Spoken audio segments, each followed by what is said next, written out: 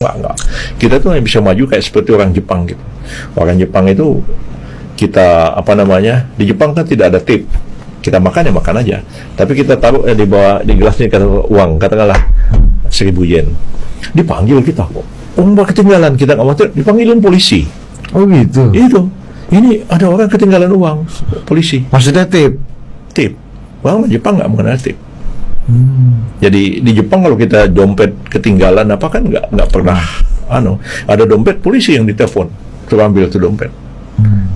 Mentalitas orang tuh sudah begitu tingginya. Jadi waktu saya mengajar di Jepang satu hari kan, Jepang itu kan banyak orang naik kereta api kan. Kereta api itu kan pakai mesin, beli masukin koin keluar.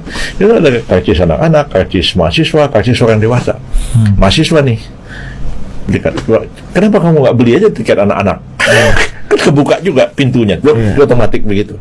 Tapi dia bilang, kenapa bisa berpikir begitu? Kalau berpikir seperti itu, ini sebentar kereta api Jepang ini kan runtuh. Jadi orang Jepang tuh punya kesadaran bernegara yang luar biasa. Kita jauh daripada itu. Saya tinggal di asrama UI dulu.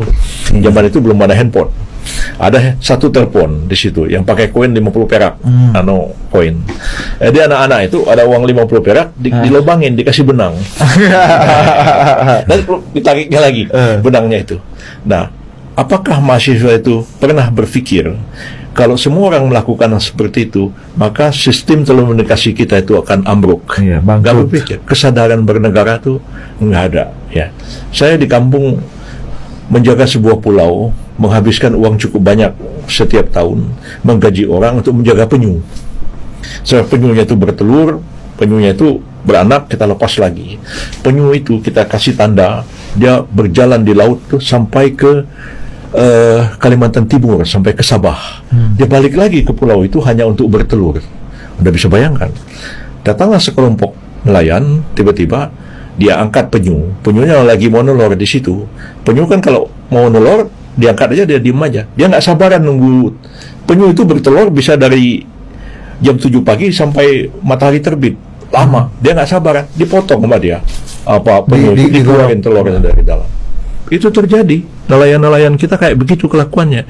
Dia nggak pernah terpikir bahwa penyu itu mungkin umurnya sudah 80 tahun. Umur penyu lebih panjang daripada umur nelayan kita. Itu sadis. Ya, karang kadang-kadang dibom, ya, dikasih portas segala macam, ikan nggak mau telur lagi di situ.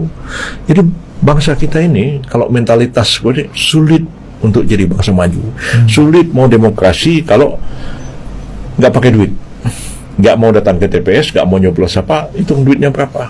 Jadi kata orang, ada ketua partai Bung Yusril, ya janganlah capek-capek kampanye, ya cukup aja sediakan uang banyak-banyak, nanti Anda cari orang jadi saksi 2 orang, rekrut 10 orang aja per TPS. Saksi itu Anda kasih 500.000, berarti 1 juta. Yang akan datang 10 orang, Anda kasih 300.000. Pilih sini, nggak usah kampanye. Nanti pas pemilu 10 orang itu akan milih Anda. Ya, kasih dulu 150.000, nanti setelah 150 lagi, setelah dihitung. Kalau nggak cocok, berarti kalau nipu dong. Saksi juga begitu.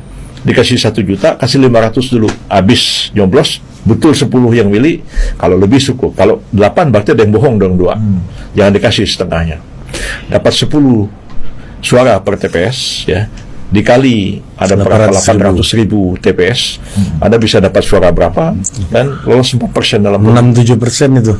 6-7%. Mengerikan sistem yang berlaku di tengah-tengah masyarakat kita ini. Saya kira kita juga berurusan dengan pemerintah, birokrasi di mana-mana. Ya, kalau nggak ada duitnya, nggak jalan-jalan itu pekerjaan. Itulah yang terjadi sekarang.